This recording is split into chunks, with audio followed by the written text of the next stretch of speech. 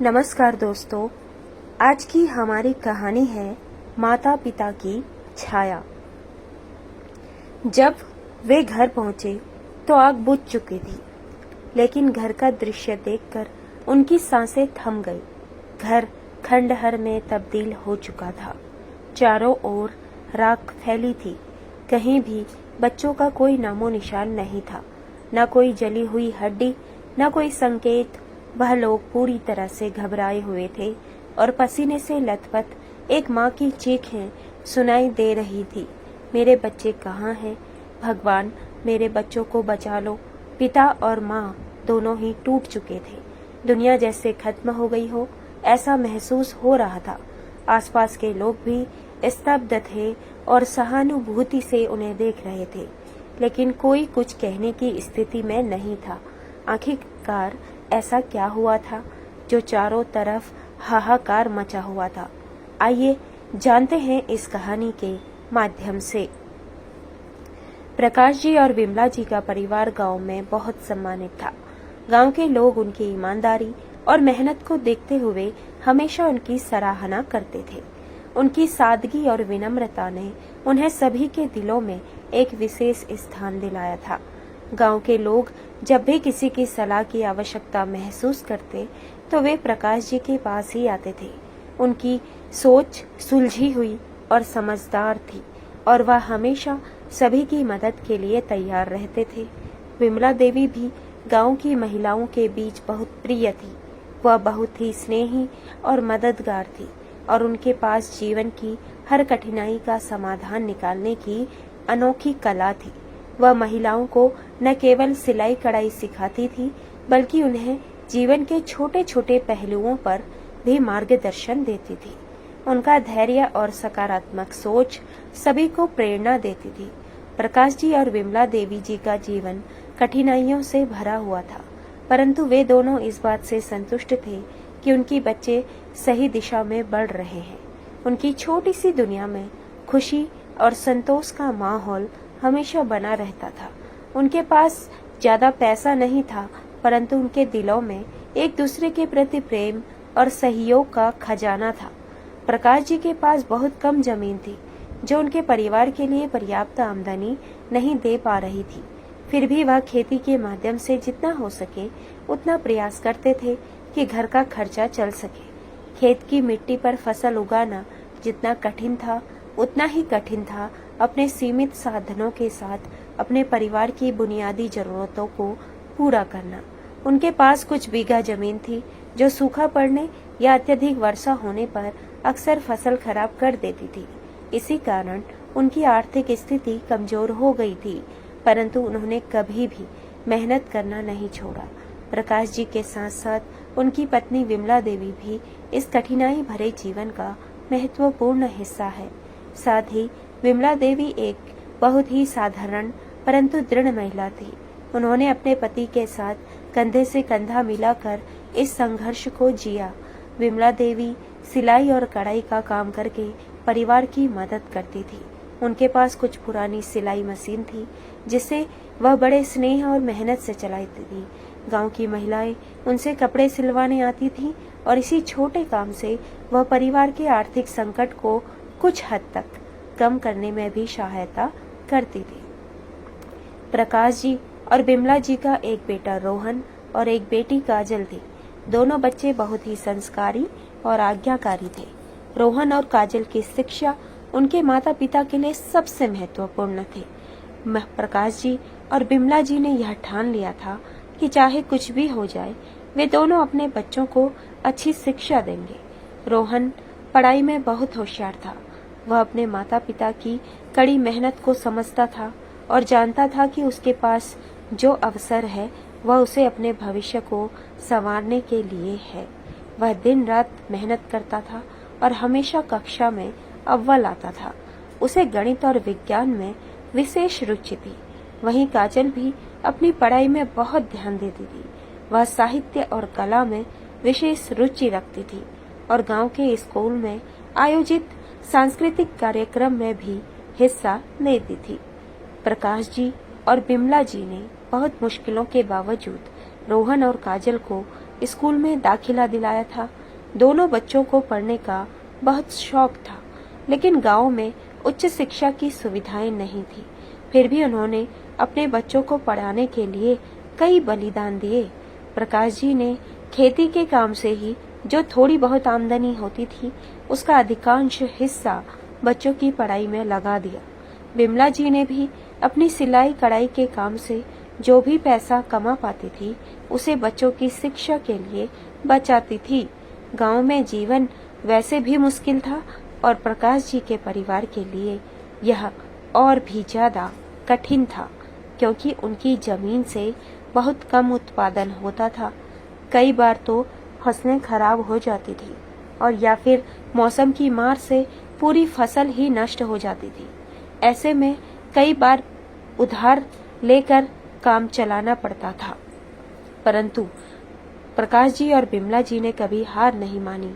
उनका मानना था कि कठिनाइयां भी जीवन का हिस्सा होती हैं और उन्हें सहन करने से ही मनुष्य मजबूत बनता है। बिमला जी ने अपने परिवार की मेहनत और संकल्प से कई बार परिवार को आर्थिक संकट से बाहर निकाला।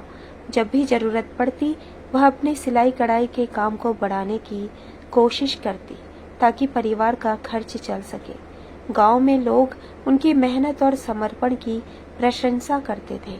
वह हमेशा दूसरों की मदद के लिए भी तैयार रहती थी। अगर किसी महिलाओं को सिलाई का काम सीखना होता तो बिमला जी उसे सिखाने के लिए खुशी खुशी समय निकालती। रोहन और काजल अपने माता पिता के संघर्ष को समझते थे और वे भी अपने माता पिता के सपनों को पूरा करने के लिए कड़ी मेहनत करते थे। उनके संस्कारों में अपने माता पिता के प्रति आदर और कृतज्ञता का भाव गहरा था। वे जानते थे कि उनके माता पिता ने अपने जीवन की कई खुशियां त्याग दी थी ताकि वह एक अच्छा भविष्य बना सके। प्रकाश जी और बिमला जी की जीवन शैली सरल थी, परंतु उसमें अपनापन और सच्चाई थी। वे इस बात में विश्वास रखते थे कि जीवन में धन से अधिक महत्वपूर्ण ईमानदारी, मेहनत और परिवार का साथ होता है। रोहन प्रकाश जी का बेटा अपनी मेहनत और लगन से पढ़ाई में अव्वल आता रहा, वहीं काजल भी अपनी पढ़ाई में अच्छा प्रदर्शन करती रही। परिवार ने जैसे तैसे उन्हें शिक्षित किया और अब उनके प्रयास रंग लाने वाले थे। रोहन की मेहनत का परिणाम तब आया जब उसे एक मल्टीनेशनल कंपनी में नौकरी मिली। यह खबर जैसे ही परिवार तक पहुंची, पूरे घर में खुशी की लहर दौड़ गई। रोहन को एक बड़े शहर में एक प्रतिष्ठित मल्टीनेशनल कंपनी में नौकरी मिली थी। यह नौकरी उसके परिवार के लिए एक बहुत बड़ी सफलता थी, खासकर उसके माता पिता के लिए, जिन्होंने अपने बच्चों की शिक्षा के लिए बहुत संघर्ष किया था। गांव में सभी लोग रोहन की इस उपलब्धि से बहुत खुश थे।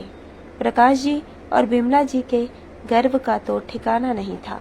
उन्हें अपने बेटे पर बहुत नाज था और यह उनकी मेहनत का ही फल था कि उनका बेटा अब एक सफल करियर की ओर अग्रसर हो रहा था। रोहन को नौकरी मिलने के बाद परिवार की आर्थिक स्थिति में भी सुधार आया। प्रकाश जी के परिवार का जीवन अब पहले से थोड़ा आसान हो गया था। जहां पहले उन्हें हर छोटी चीज के लिए सोचना पड़ता था, अब वह थोड़ी राहत महसूस कर सकते थे। हालांकि प्रकाश जी और बिमला जी की सादगी में कोई बदलाव नहीं आया। वह हमेशा की तरह सरल जीवन जीते रहे और अपने गांव में सभी का आदर करते रहे। रोहन की नौकरी ने सिर्फ आर्थिक स्थिति में ही नहीं, बल्कि परिवार के माहौल में भी बदलाव लाया। अब घर में हमेशा खुशियों का माहौल रहता था। काजल भी अपने भाई की इस सफलता से बहुत खुश थी। उसने हमेशा अपने भाई को भी मेहनत करते हुए देखा था और अब उसकी मेहनत का फल मिल रहा था। रोहन की नौकरी लगने के बाद प्रकाश जी ने एक और महत्वपूर्ण निर्णय लेने का सोचा। अब उनकी बेटी काजल की शादी की बात भी उनके मन में आने लगी थी। काजल अब बड़ी हो गई थी और प्रकाश जी चाहते थे कि उसकी शादी एक अच्छे घर में हो। उन्होंने सोचा कि अब समय आ गया है कि वह अपनी बेटी के भविष्य के बारे में गंभीरता से सोचे। प्रकाश जी और लक्ष्मी जी ने कई सालों तक अपने बच्चों के लिए बलिदान दिए थे और अब वे चाहते थे कि उनके बच्चे अपने जीवन में खुश रहें। वह काजल की शादी के लिए एक अच्छा लड़का ढूंढना चाहते थे जो उसके साथ जीवन भर सुख दुख में साथ दे सके। प्रकाश जी और लक्ष्मी जी दोनों ने यह मिलकर निर्णय लिया कि वह अपनी बेटी की शादी एक ऐसे परिवार में करेंगे जो न केवल आर्थिक रूप से स्थिर हो बल्कि संस्कारों में भी अच्छा हो। उन्हें यह विश्वास था कि जैसे उन्होंने अपनी बेटी को अच्छे संस्कार दिए हैं वैसे ही वह अपने नए परिवार में भी स्नेह और सम्मान के साथ रहेगी। प्रकाश जी ने अपनी बेटी काजल के लिए एक अच्छे घर की खोज शुरू की। गांव में और आसपास के इलाकों में उन्होंने कई जगहों से बात की। वे चाहते थे कि काजल का जीवन साथी ऐसा हो जो उसकी कद्र कर सके और उसे समझ सके। उन्होंने कई परिवारों से बात की लेकिन उनके मन की संतुष्टि नहीं हो पाई। इसी दौरान रोहन ने भी अपने माता पिता की मदद करने का निर्णय लिया। रोहन अपने माता पिता को परेशान नहीं देख सकता था। अब जब उसकी नौकरी लग गई थी और वह आर्थिक रूप से सक्षम हो गया था तो वह भी चाहता था कि उसकी बहन की शादी एक अच्छे परिवार में हो। उसने अपने माता पिता से कहा कि वह चिंता ना करें, वह अपनी बहन की शादी के लिए जो भी आवश्यक होगा वह सब कुछ करेगा। मैंने अपने दोस्तों और सहकर्मियों से बात की और उनकी मदद से कुछ अच्छे परिवारों से संपर्क किया। अब पूरा परिवार इस बात के लिए तैयार था कि वह काजल की शादी को लेकर सही निर्णय ले। रोहन की नौकरी के कारण परिवार में आर्थिक स्थिति अच्छी थी, कोई तनाव नहीं था, जिससे प्रकाश जी और लक्ष्मी जी ने राहत की सांस ली। कुछ समय के बाद रोहन के एक सहकर्मी के माध्यम से एक अच्छे परिवार से संपर्क हुआ। यह परिवार एक प्रतिष्ठित और संस्कारी परिवार था और उनका बेटा भी पढ़ा लिखा और एक अच्छी नौकरी में था। प्रकाश जी और लक्ष्मी जी को यह परिवार बहुत पसंद आया। उन्होंने सोचा कि यह परिवार उनकी बेटी के लिए सही होगा। काजल के लिए भी यह प्रस्ताव सभी को सही लगा और परिवार ने आपस में मुलाकात की। काजल का होने वाला पति एक शिक्षित और समझदार युवक था जिसने अपने माता पिता के संस्कारों का पालन किया था। काजल और उसकी मुलाकात हुई और दोनों ने एक दूसरे को पसंद किया। जब प्रकाश जी और लक्ष्मी देवी ने यह निर्णय लिया कि वह अपनी बेटी की शादी इस परिवार में करेंगे तो पूरे घर में एक बार फिर से खुशियों का माहौल बन गया। अब काजल की शादी की तैयारियां शुरू हो गई। गांव के लोग भी इस खुशी में शामिल हुए और सभी ने मिलकर इस शुभ कार्य को संपन्न करने में मदद की। रोहन भी अपनी बहन की शादी की तैयारियों में जुट गया। उसने अपने माता पिता का हर संभव सहयोग किया। उसने अपनी नौकरी से कुछ दिनों की छुट्टी ली और घर आकर अपने माता पिता की मदद करने लगा। काजल की शादी गांव में ही धूमधाम से की गई। गांव के सभी लोग इस खुशी में शामिल हुए और सभी ने काजल को आशीर्वाद दिया कि वह अपने नए घर में हमेशा खुश रहे। काजल की शादी एक अच्छे घर में हो गई थी और वह अपने पति और ससुराल वालों के साथ खुश थी। उसके ससुराल वाले भी उसे बहुत प्यार करते थे और उसे अपने घर की बेटी मानते थे। काजल के पति ने भी उसे हर तरह से सपोर्ट किया और उसका ध्यान रखा। शादी के बाद काजल का जीवन बहुत सुखी था और वह अपने नए परिवार में बहुत खुश थी। प्रकाश जी और लक्ष्मी देवी भी बहुत संतुष्ट थे। उन्होंने अपने जीवन का सबसे महत्वपूर्ण कार्य सफलतापूर्वक कर लिया था। अब उनके दोनों बच्चे अपने जीवन में खुश थे और यह उनके लिए सबसे बड़ी खुशी की बात थी। रोहन ने अपने करियर में तरक्की कर रहा था और काजल भी अपने नए जीवन में सुखी थी। रोहन अपनी नौकरी में बहुत अच्छा कर रहा था। कंपनी में उसका प्रदर्शन हमेशा उत्कृष्ट रहा और वह अपने काम में पूरी तरह से लगन से जुटा रहा। इसी दौरान रोहन की मुलाकात एक लड़की से हुई जिसका नाम प्रिया था। प्रिया भी उसी कंपनी में काम करती थी और वह बेहद ही समझदार और आत्मनिर्भर थी। प्रिया और रोहन के बीच धीरे धीरे दोस्ती बढ़ी और दोनों ने एक दूसरे को बेहतर ढंग से समझना शुरू किया। काम के दौरान उनका एक दूसरे से मिलना जुलना होता रहता था और धीरे धीरे यह दोस्ती एक गहरे संबंध में बदल गई। रोहन को प्रिया के साथ भी उसकी मेहनत और आत्मनिर्भरता बहुत पसंद आई। उसे लगा कि प्रिया उसके जीवन साथी के रूप में एकदम सही होगी। रोहन ने यह फैसला लिया कि वह अपने माता पिता को अपनी पसंद के बारे में बताएगा और उनसे इस रिश्ते के लिए सहमति लेगा। उसे पता था कि उनके माता पिता बहुत ही समझदार और खुले विचारों वाले हैं, परंतु फिर भी वह थोड़ा संकोच कर रहा था। रोहन को यह डर था कि गांव की परंपराओं और रीति रिवाजों के कारण कहीं उसके माता पिता प्रिया को स्वीकार करने में कोई आपत्ति ना जता दे। एक शाम को रोहन ने अपने माता पिता से बात करने का निश्चय किया। वह जानता था कि उनका परिवार संस्कारों में पला बड़ा है और उसे इस बात का यकीन था कि उनके माता पिता उनकी खुशी को सबसे ऊपर रखेंगे। रोहन ने धीरे धीरे अपनी बात शुरू की और कहा, पिताजी, माँ, मुझे आपसे कुछ बात करनी है। यह मेरे जीवन का एक महत्वपूर्ण निर्णय है और मैं चाहता हूँ कि आप दोनों मुझे समझें और अपना आशीर्वाद दें। प्रकाश जी और लक्ष्मी देवी ने एक दूसरे की ओर देखा और बोले, बिल्कुल बेटा, कहो क्या बात है। रोहन ने अपनी बात को आगे बढ़ाते हुए कहा, माँ, पिताजी, मैंने अपने ऑफिस में एक लड़की को पसंद किया है जिसका नाम प्रिया है और वह बहुत ही सुलझी हुई और मेहनती लड़की है। हम दोनों एक दूसरे को समझते हैं और मैं चाहता हूँ कि आप उससे मिले और उसे जानें। यह सुनकर लक्ष्मी देवी ने पूछा, बेटा, क्या तुम प्रिया से पूरी तरह से परिचित हो? क्या तुमने उसके परिवार और उसके बारे में पूरी जानकारी ली है? रोहन ने उत्तर दिया, जी हाँ, मैंने उसके परिवार के बारे में जानकारी ली है। वे लोग बहुत अच्छे और संस्कारी हैं। प्रिया भी बहुत सादगीपूर्ण जीवन जीती है और मुझे विश्वास है कि वह हमारे परिवार के साथ अच्छे से तालमेल बिठा सकेगी।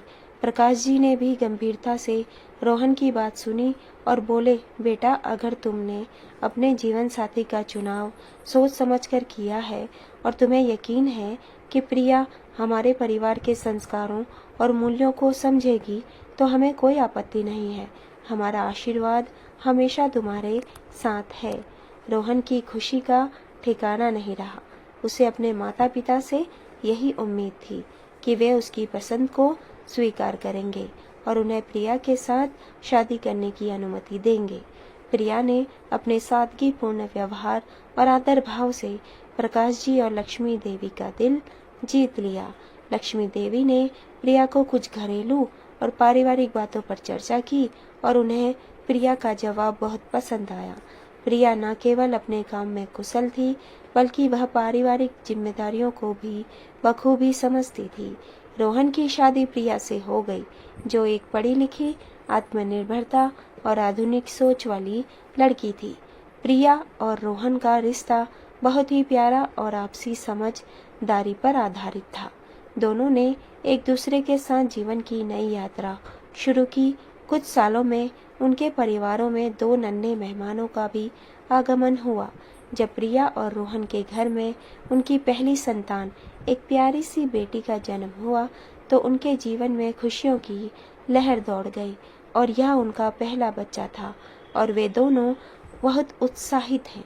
बेटी का नाम उन्होंने पूर्वा रखा। पूर्वा के जन्म के बाद उनके जीवन में एक नया अध्याय शुरू हुआ, जिसमें से माता पिता के रूप में अपनी जिम्मेदारियों को निभाने के लिए तैयार थे। रोहन और प्रिया ने अपने व्यस्त जीवन के बावजूद अपने बच्चे की देखभाल के लिए समय निकालने की पूरी कोशिश की। कुछ सालों के बाद उनके परिवार में एक और खुशी आई जब उनका दूसरा बच्चा हुआ, जो एक प्यारा सा लड़का था।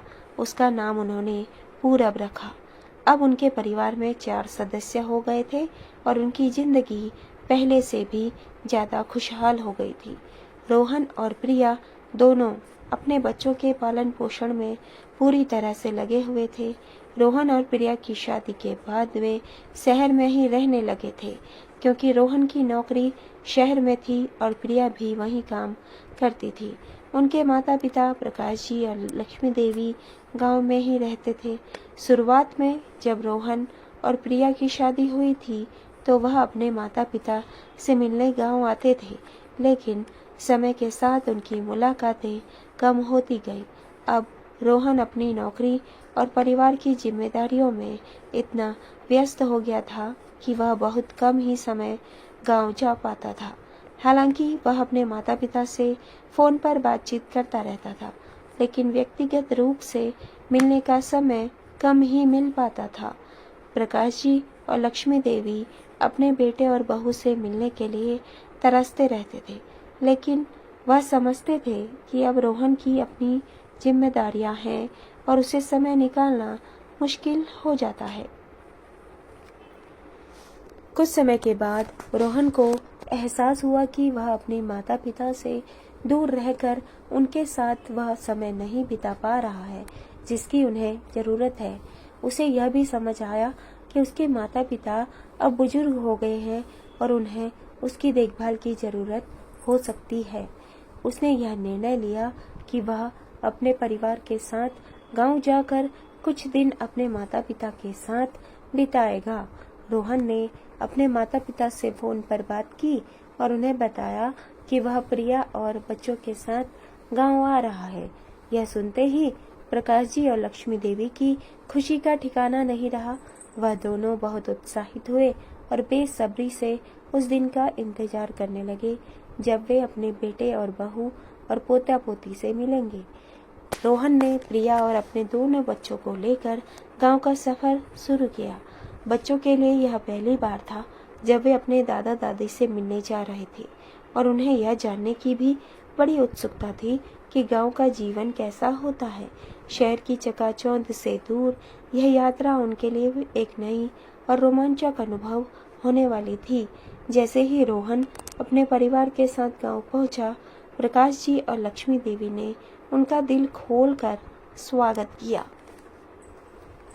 उनका घर पहले से ही सजाया गया था और प्रकाश जी और लक्ष्मी देवी ने अपने बेटे और बहू के स्वागत के लिए हर तरह से तैयार थे। जब उन्होंने अपने पोते पोती को पहली बार देखा तो उनकी आंखों में आंसू आ गए। वह इतने खुश थे कि अपने जज्बातों को शब्दों में बयान नहीं कर पा रहे थे। लक्ष्मी देवी ने तुरंत अपनी पोती पूर्वा को गोद में उठा लिया और उसे प्यार करने लगी। वहीं प्रकाश जी ने अपने पोते पूरब को देखकर बहुत खुश हुए और उन्हें उसे अपने पास बुला लिया। बच्चों ने भी दादा दादी के साथ जल्दी ही घुल मिल गए।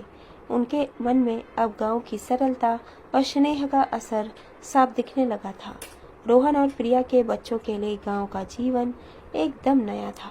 उन्होंने शहर की भागदौड़ भरी जिंदगी के विपरीत गांव की शांति और सरलता का मजा लिया। पूर्वा और पूरब ने गांव के खुले मैदानों में खेलना शुरू किया।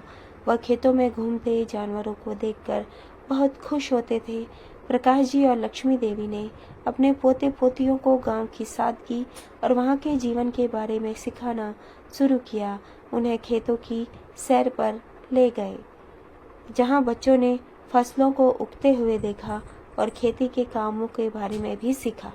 लक्ष्मी देवी ने बच्चों को गांव के पारंपरिक खेल सिखाए, जैसे लट्टू घुमाना, गिल्ली डंडा खेलना और मिट्टी के खिलौने से खेलना। रोहन ने भी गांव में रहते हुए अपने पुराने दिनों को याद किया, जब वह भी इसी तरह से यहाँ खेलता था और अपने माता पिता के साथ समय बिताता था। यह उसके लिए भी एक ताजगी भरा अनुभव था और वह इस बात से संतुष्ट था कि उनके बच्चे भी अब उससे और सरलता का अनुभव कर रहे हैं जिसमें वह पले बड़े थे। रोहन को गांव में कुछ दिन बिताने के बाद यह एहसास हुआ कि उसके माता पिता बेहद और बुजुर्ग हो गए हैं और उन्हें उनकी ज़्यादा ज़रूरत है। उसने देखा कि प्रकाश जी अब इतनी मेहनत नहीं कर पाते थे जितनी पहले किया करते थे। लक्ष्मी देवी जी की सेहत भी पहले जैसी नहीं रही थी और वह छोटी मोटी बीमारियों से जूझ रही थी। रोहन ने फैसला किया कि वह अपने माता पिता को अपने साथ लेकर जाएगा। और भी अच्छे से ख्याल रखेगा। रोहन और प्रिया ने गांव में कुछ हफ्ते बिताए थे और यह समय पूरे परिवार के लिए बेहद सुखद और यादगार रहे। रोहन ने अपने माता पिता के साथ बिताए इन पलों में कई पुरानी यादें ताजा की। उसने महसूस किया कि अब उसके माता पिता पहले से ज्यादा बुजुर्ग हो चुके हैं। उनके साथ रहते हुए रोहन ने देखा कि वे दोनों उम्र के साथ और भी ज्यादा कमजोर हो गए हैं और उनके दैनिक कामकाज में कठिनाइयां आने लगी हैं। लक्ष्मी देवी की सेहत भी समय समय पर बिगड़ने लगी थी और प्रकाश जी भी अब खेतों में काम नहीं कर पाते थे। यह सब देखकर रोहन के मन में विचार आया कि अब उसके माता पिता को गांव में अकेले छोड़ना सही नहीं होगा। वह सोचने लगा कि उन्हें शहर ले जाकर अपने साथ रखना चाहिए था, वह उनकी बेहतर देखभाल कर सके। शहर में आधुनिक सुविधाएं, अच्छे अस्पताल और समय पर दवाइयां उपलब्ध थीं, जो गांव में आसानी से मिलना संभव नहीं था। रोहन ने यह निर्णय लिया कि मैं अपने परिवार यानी कि अपने माता पिता को अपने साथ शहर ले जाऊंगा ताकि उनकी उचित देखभाल हो सके और भी बाकी का जीवन आराम से गुजार सके। हालांकि रोहन के इस फैसले से उसकी पत्नी प्रिया के मन में संकोच पैदा हो गया था। वह अपने सास ससुर को शहर में अपने साथ ले जाने के पक्ष में नहीं थी। प्रिया को यह डर था कि अगर उसके सास ससुर उनके साथ रहने आएंगे तो उसे अपने जीवन की स्वतंत्रता और निजी स्थान को खोना पड़ेगा। प्रिया पहले से ही 2 बच्चों के देखभाल कर रही थी और उसे चिंता थी कि सास ससुर के आने से उसकी जिम्मेदारियां और बढ़ जाएंगी। प्रकाश जी और लक्ष्मी देवी का शहर आने का निर्णय पूरे परिवार के लिए एक नया अनुभव था। गांव की शांति और सादगी को छोड़कर अब एक नए माहौल में वह आ गए थे, जहां जीवन शैली, तौर तरीके और दिनचर्या बिल्कुल अलग थे। हालांकि अमित अपने माता पिता को शहर ले जाकर एक सही फैसला लिया था ताकि उनकी उम्र के इस पड़ाव में उनकी उचित देखभाल हो सके, लेकिन इस बदलाव के साथ कुछ चुनौतियां सामने आने वाली थी। रोहन के माता पिता प्रकाश जी और लक्ष्मी देवी ने पहले कुछ हफ्तों में शहर के जीवन में तालमेल बिठाने की कोशिश की। वे दोनों खुद को नई जगह, नए माहौल और नए तौर तरीके के अनुरूप ढालने की कोशिश कर रहे थे। प्रिया ने भी शुरुआत में अपने सास ससुर का स्वागत किया और उनकी जरूरतों का ख्याल रखा। घर का माहौल कुछ समय तक बहुत अच्छा रहा, जहां हर कोई खुश और संतुष्ट दिख रहा था। शुरुआत में प्रकाश जी और लक्ष्मी देवी ने घर के कामों में प्रिया की मदद करनी चाहिए। वह लोग पुराने विचारों और संस्कारों से जुड़े हुए थे, जहां बड़े बुजुर्ग घर की हर छोटी बड़ी बात में सलाह और मार्गदर्शन देते थे। वह प्रिया को सलाह देते थे कि घर का यह काम ऐसे किया जाना चाहिए या बच्चों की देखभाल इस तरह से करनी चाहिए। प्रकाश जी और लक्ष्मी देवी ने प्रिया से यह अपेक्षा की कि वह घर के कामों में उनके अनुभवों का लाभ उठाए और उनके तरीके अपनाए।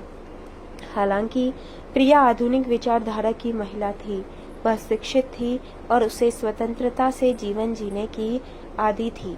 प्रिया को ऐसा लगता था कि वह अपने घर की जिम्मेदारियों को अच्छी तरह से निभा रही है और अपने काम करने के तरीकों में किसी बदलाव की जरूरत नहीं है।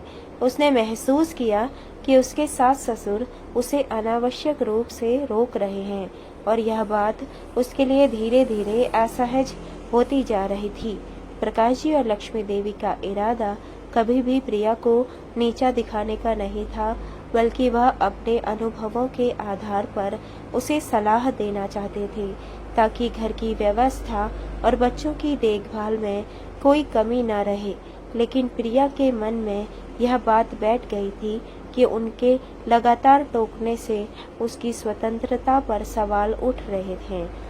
जब प्रिया काम पर जाती थी तो प्रकाश जी और लक्ष्मी देवी अपने पोते पोती की देखभाल करते थे। वह बच्चों को कहानियां सुनाते, उनके साथ खेलते और उन्हें नैतिक शिक्षा भी देते। पोते पोती भी अपने दादा दादी के साथ समय बिताने में बहुत खुश रहते थे। प्रकाश जी और लक्ष्मी देवी ने बच्चों को संस्कार और नैतिक मूल्यों की शिक्षा देना शुरू किया। वे उन्हें अच्छे और बुरे का अंतर समझाते और उन्हें सादगी, ईमानदारी और परिवार के महत्व के बारे में बताते। बच्चों को यह बातें बहुत पसंद आई और वह अपने दादा दादी से बहुत कुछ सीखने लगे। प्रिया को भी यह अच्छा लगता था कि उसके बच्चों को इस तरह के पारिवारिक संस्कार मिल रहे हैं, लेकिन जब बात घर के अन्य मामलों में दखल अंदाजी की जाती तो प्रिया को यह बिल्कुल अच्छा नहीं लगता था। वह चाहती थी कि उसके सास ससुर बच्चों की देखभाल तक ही सीमित रहें और घर के अन्य मामलों में उसे स्वतंत्रता दी जाए। कुछ महीनों तक यह सब चलता रहा। देवी का बच्चों के साथ समय बिताना और प्रिया का काम के लिए बाहर जाना एक सामान्य दिनचर्या बन गई थी। हालांकि इस दौरान प्रिया और प्रकाश जी के बीच कुछ बातों को लेकर मनमुटाव होने लगा था। प्रकाश जी और लक्ष्मी देवी पारंपरिक सोच के थे और उनके हिसाब से घर में एक निश्चित अनुशासन होना चाहिए था। वे चाहते थे कि बच्चे समय पर खाएं, समय पर सोएं और घर के अन्य काम भी एक निश्चित नियम के अनुसार हों। प्रिया के कामकाजी जीवन की वजह से अक्सर इन नियमों का पालन करने में असमर्थ हो जाती थी। वह काम से लौटने के बाद थकी होती थी और वह चाहती थी कि घर का माहौल थोड़ा सहज हो और लचीला हो। प्रकाश जी और लक्ष्मी देवी का यह मानना था कि बच्चों को नियमों का पालन करना चाहिए और समय पर हर काम होना चाहिए। इस तरह की सलाहें जब प्रिया को दी जाती तो उसे यह महसूस होता कि उसके काम करने के तरीके पर सवाल उठाए जा रहे हैं। इस तरह दोनों पक्षों के बीच टकराव की स्थिति बनने लगी। समय के साथ प्रकाश जी और प्रिया के बीच टकराव बढ़ने लगा। प्रिया ने महसूस किया कि उसके ससुराल वालों का उसे बार बार टोकना अब एक आदत बन गई है। वह घर के किसी भी काम को अपने हिसाब से नहीं कर पाती थी और हर काम में उसे उनके हस्तक्षेप का सामना करना पड़ता था। प्रकाश जी और लक्ष्मी जी का प्रिया को टोकना कभी घर की सफाई के तरीके पर होता तो कभी बच्चों की पढ़ाई के तरीके पर और कभी खाना बनाने की विधि पर। प्रिया ने धीरे धीरे अपने मन में यह धारणा बना ली थी कि उसके सास ससुर उसकी काबिलियत और स्वतंत्रता को नहीं समझते और उसे अपने तरीके से काम करने का मौका नहीं देते। उसकी नाराजगी धीरे धीरे बढ़ने लगी और वह अपने दिल की बात किसी से नहीं कह पा रही थी। रोहन से भी उसने इस बारे में कुछ कहने से परहेज किया क्योंकि वह नहीं चाहती थी कि रोहन अपने माता पिता के खिलाफ कुछ सुने। प्रिया जानती थी कि रोहन अपने माता पिता से बेहद प्यार करता है और वह इस मामले में कुछ नहीं कह पाएगा। प्रिया की यह चुप्पी उसकी अंदरूनी तकलीफ को और बढ़ा रही थी। वह अपने सास ससुर के सामने शांत रहती, लेकिन अंदर ही अंदर वह परेशान रहने लगी थी। जब भी प्रकाश जी या फिर लक्ष्मी देवी उसे किसी काम के बारे में सलाह देते या टोकते तो वह अपनी भावनाओं को दबा लेती, लेकिन उसका मन मुटाव बढ़ता जाता। एक दिन जब बच्चों की पढ़ाई के समय को लेकर प्रकाश जी ने प्रिया को कुछ सलाह दी तो प्रिया के सब्र का बांध टूट गया। उसने पहली बार खुलकर अपने ससुर से कहा, पिताजी, मुझे समझ आता है कि आप बहुत अनुभव रखते हैं, लेकिन मैं चाहती हूँ कि आप मुझे अपने तरीके से काम करने दें। मैं अपने बच्चों की पढ़ाई और उनके समय का ध्यान खुद रख सकती हूँ। कृपया हर बात में मुझे ना टोकें। प्रकाश जी यह सुनकर चौंक गए। उन्होंने कभी नहीं सोचा था कि प्रिया इस तरह से प्रतिक्रिया देगी। वह हमेशा अपने अनुभव और समझ के आधार पर ही सलाह देते थे और उन्हें लगा कि प्रिया उनके प्रयासों को गलत समझ रही है। प्रकाश जी को यह बात बुरी लगी, लेकिन उन्होंने तुरंत कुछ नहीं कहा। प्रिया और प्रकाश जी के बीच हुए इस संवाद के बाद घर का माहौल बदलने लगा।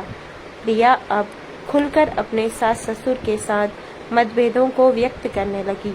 वह अक्सर किसी न किसी बात पर प्रकाश जी या लक्ष्मी देवी से असहमति जताने लगी।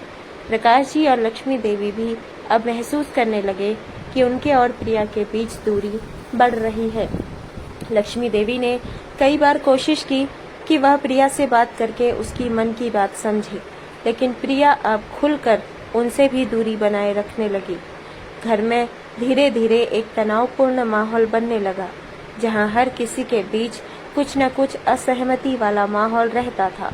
रोहन को भी अब समझ में आने लगा था कि घर में कुछ सही नहीं चल रहा है। उसने महसूस किया कि प्रिया उसके माता पिता के बीच आपसी समझ में कमी आ गई है। रोहन ने कोशिश की कि वह इस स्थिति को संभाल सके, लेकिन उसे यह भी समझ नहीं आ रहा था किस तरह से वह दोनों पक्षों के बीच समझौता करा सके। प्रिया और प्रकाश जी के बीच मतभेदों का असर अब पूरे परिवार में पड़ने लगा। बच्चे भी अब इस तनाव को महसूस करने लगे थे और घर का माहौल पहले जैसा शांत और खुशहाल नहीं रहा। प्रिया अपने कामकाज के साथ साथ घर के माहौल से भी परेशान रहने लगी थी और प्रकाश जी और लक्ष्मी देवी को भी यह स्थिति ठीक नहीं लग रही थी। एक दिन तो प्रकाश जी और प्रिया के बीच कुछ ज्यादा ही मनमुटाव हो गया। प्रिया अब प्रकाश जी और लक्ष्मी देवी की किसी भी छोटी बात पर छूट जाती थी। उसे अब उनकी कोई भी रोक टोक तो क्या, छोटी सी सलाह भी अब तक पसंद नहीं आती थी। उस दिन प्रकाश जी ने अपनी बहू प्रिया से सिर्फ इतना ही बोला था कि बहू, बच्चों को बाहर का पिज्जा बर्गर या बाहर का खाना ज्यादा ना खिलाया करो, यह बच्चों के लिए बहुत ही हानिकारक होता है। प्रकाश जी का अभी इतना बोलना ही होता है कि प्रिया उन पर एकदम भड़क पड़ती है और उनसे सीधे बोलती है, यह मेरे बच्चे हैं, मैं चाहूँ जो इन्हें खिलाऊं, आपको इससे क्या, आप अपनी सेहत का ध्यान रखें और हम लोगों को ज्यादा अकल ना सिखाएं। और ऐसा बोलकर पैर पटकते हुए अपने कमरे में चली जाती है। आज तो उसका गुस्सा 7वें आसमान पर था। अब वह रोहन से सीधा कह देती है कि वह उसके माता पिता के साथ नहीं रह सकती। रोहन ने अपनी पत्नी प्रिया को समझाने की बहुत कोशिश की। उसने उसे गुस्से से भी समझाया और प्यार से भी समझाया, लेकिन वह अपने निर्णय से टस से मस न हुई। इधर जब उदास मन से रोहन बाहर वाले रूम में बैठा था तो उसके पिता उसके पास आकर बोलते हैं, बेटा, हमारे कारण तुम्हारे गृहस्थी में कलेश हो रहा है। इससे अच्छा है कि हम अपने गांव ही लौट जाएं। तुम अपनी पत्नी और बच्चों का साथ खुशी खुशी रहो। अपने पिताजी की यह बात सुनकर रोहन बोलता है, नहीं पिताजी, मैं आपको नहीं जाने दे सकता। लेकिन प्रकाश जी और लक्ष्मी जी के समझाने के बाद रोहन थोड़ा मान जाता है। जब यह बात प्रकाश जी के पोता और पोती को पता चलती है कि उसके दादा दादी जा रहे हैं तो बच्चे उदास हो जाते हैं, क्योंकि प्रिया और रोहन तो ऑफिस को चले जाते थे और बच्चे जब स्कूल से आते थे तो वो बेचारे घर में अकेले ही रहते थे। दादा दादी के आने से उनका समय अच्छे से कट जाता था। कहने को तो प्रिया और रोहन ने प्रकाश जी और लक्ष्मी देवी के आने से पहले एक आया को घर पर रखा था, लेकिन वह बच्चों को अच्छे से देखभाल नहीं करती थी। लेकिन आज प्रिया तो अपने ही बात पर अडिग थी। रोहन कुछ सोच समझकर अपने माता पिता को गांव छोड़ने के लिए राजी हो गया और वह निर्णय लेता है कि कल अपने माता पिता को गांव छोड़ आएगा।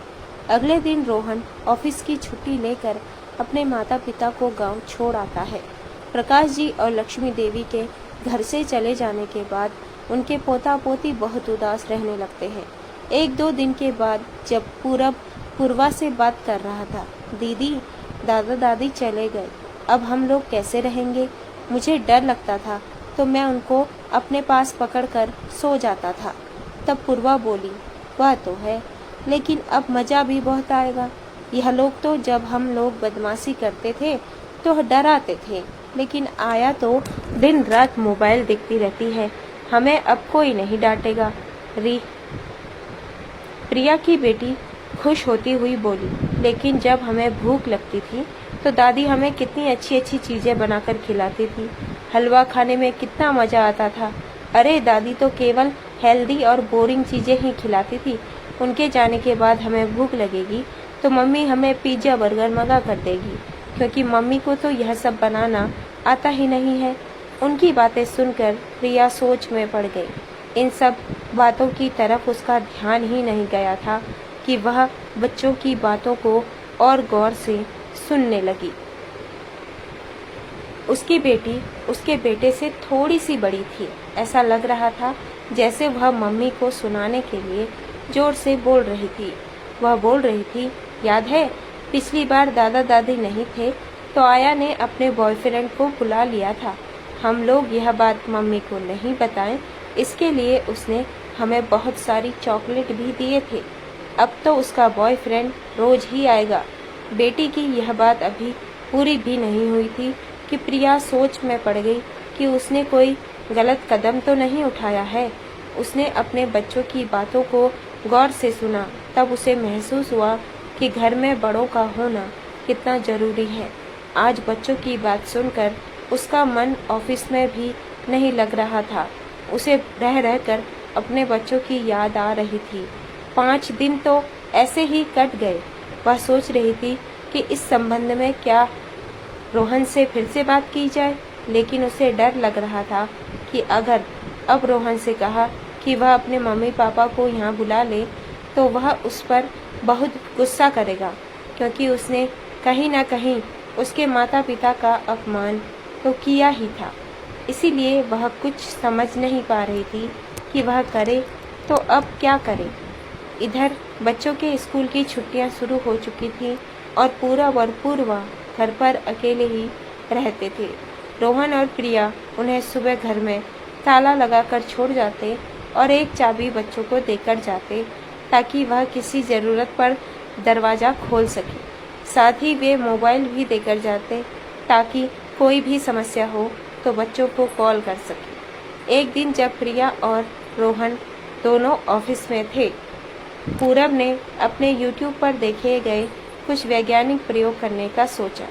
उसे सोडियम के साथ एक मज़ेदार प्रयोग देखने को मिला था, जिसमें सोडियम को पानी में डालने पर आग लग जाती है थी। पूरब को यह देखकर बहुत उत्साह हुआ और उसने अपने घर में ही यह प्रयोग करने का सोचा। उसने सोडियम कहीं से हासिल कर लिया और उसे जैसे ही पानी में डाला, जोर का धमाका हुआ। पूरा कमरा धुएं से भर गया और आग लग गई। घर के पर्दे, बिस्तर और कपड़े सब जलने लगे। बच्चों की चीख पुकार सुनाई दी, लेकिन घर बंद था और आसपास कोई नहीं था जो मदद कर सके। आसपास के लोग जब तक कुछ समझ पाते, आग तेजी से फैल चुकी थी। किसी ने दमकल को बुला लिया, लेकिन आग इतनी भयानक थी कि कोई घर के पास भी जाने की हिम्मत नहीं कर पा रहा था। प्रिया और रोहन को ऑफिस में किसी तरह से फोन पर घटना की जानकारी दी।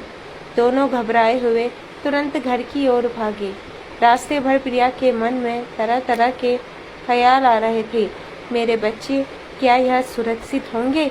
उससे उन्हें कुछ हो तो नहीं गया? रोहन अंदर से टूट रहा था, लेकिन प्रिया को संभालते हुए उसे ढांढस बताने की पूरी कोशिश कर रहा था। जब वह घर पहुंचे तो आग बुझ चुकी थी, लेकिन घर का दृश्य देखकर उनकी सांसें थम गई। घर खंडहर में तब्दील हो चुका था। चारों ओर राख सी थी। कहीं भी बच्चों का कोई नामो निशान नहीं था, न कोई जली हुई हड्डी, न कोई चीज। प्रिया की चीखें सुनाई दे रही थी, मेरे बच्चे कहाँ हैं? भगवान, मेरे बच्चों को बचा लो। प्रिया और रोहन दोनों ही टूट चुके थे। दुनिया जैसे खत्म हो गई हो, ऐसा महसूस हो रहा था। आसपास के लोग भी स्तब्ध थे और सहानुभूति से उन्हें देख रहे थे, लेकिन कोई भी कुछ कहने की स्थिति में नहीं था। तभी अचानक एक चमत्कार हुआ। धुएं और वीरान के बीच में से 2 मासूम बच्चे हंसते खेलते उनकी ओर बढ़ते दिखे। उनके साथ एक बुजुर्ग जोड़ा था, रोहन के माता पिता। उन्होंने बच्चों के हाथ पकड़े हुए थे और सुरक्षित बाहर ले आ रहे थे। प्रिया और रोहन को अपनी आंखों पर यकीन नहीं हुआ। यह कैसे हो सकता है? वह बच्चे जिंदा थे और वह बुजुर्ग जोड़ा जिन्होंने उसे बचाया था कोई और नहीं बल्कि उनके अपने माता पिता थे। रोहन के माता पिता ने कहा, हम हर रोज यहाँ आते थे बच्चों का ख्याल रखने के लिए। तुमने सोचा था कि हम तुमसे दूर चले गए हैं, लेकिन माता पिता का दिल कभी बच्चों से दूर नहीं होता।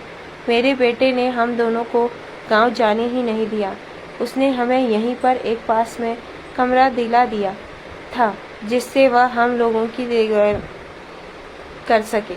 वह नहीं चाहता था कि हम लोग गांव जा रहे हैं, इसीलिए हम अपने पोता पोती से भी मिलने आ जाया करते थे।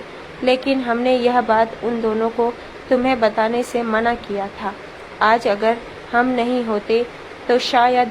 उनकी बात पूरी होने से पहले प्रिया ने दौड़कर अपने सास ससुर के पैर पकड़ लिए। उसकी आंखों में आंसू थमने का नाम ही नहीं ले रहे थे। वह समझ चुकी थी कि परिवार का असली मूल्य क्या होता है। रोहन भी अपने माता पिता के गले लग गया।